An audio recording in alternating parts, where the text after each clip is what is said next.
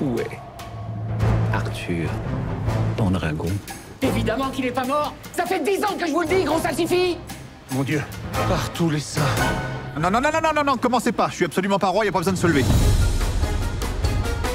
Puisque c'est un film que tout le monde attend, puisque ça fait longtemps que la série a été terminée. Vous savez pas faire ça? Entraîner les troupes, les sièges, t'es pas à fond ça? Bah oui, mais j'entraînais pas des débiles. Si, j'entraînais des débiles, mais pas des débiles comme ça. En fait, il cherchait un opérateur, donc il s'est adressé à plusieurs personnes. Il y a eu une sorte de petit casting, il a rencontré plusieurs personnes. Et puis moi, je suis descendu à Lyon pour le rencontrer. Ouais, on a commencé à parler de choses entre nous, et je crois que le courant est bien passé assez vite.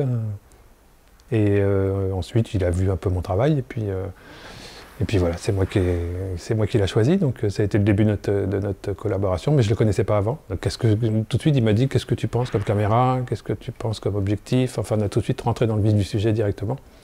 Parce que vraiment, il voulait du spectaculaire. Le fils Pendragon est de retour. Ah ben qu'il vienne. En fait, je revenais juste de Caméra Image quand on a commencé, quand je l'ai rencontré.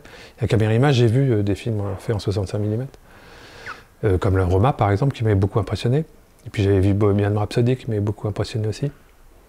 Et puis, donc, quand on a commencé à se dire, voilà, avec quoi on va tourner, moi je lui ai dit, écoute, le plus simple, c'est de faire des essais de toutes les machines. On va se donner les moyens de faire ça.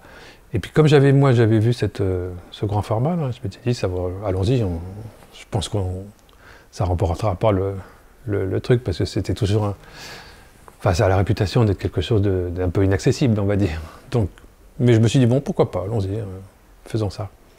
Et puis donc, c'est là où Huygens est arrivé, pour préparer ces 2 jours d'essai, parce que finalement, moi j'ai toujours, les essais caméra que je fais, enfin les essais pour un film, j'aime toujours que ce soit fait dans des conditions du film.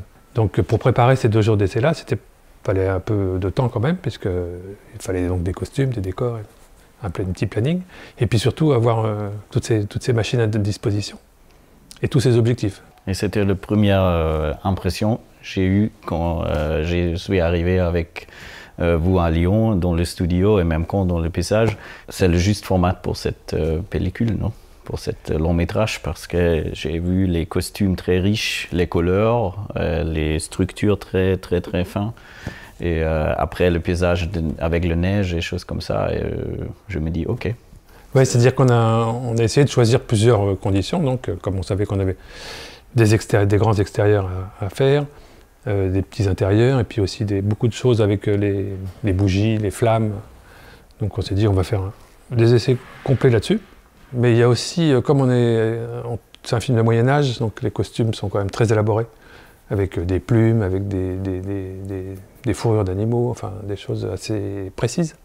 Et effectivement, à chaque fois qu'on voyait l'Alexa 65, il y avait un petit plus dans les costumes, comme la façon dont ça bougeait, dans sa façon dont ça réagissait, et une sorte de précision.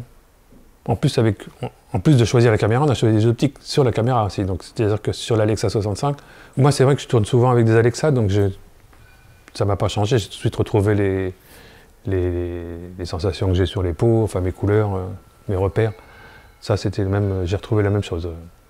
Et Alexandre a pris la décision de dire, bon voilà, il faut vraiment que ce film-là, il faut qu'on le fasse avec ça, c'est ce qu'il faut pour le film.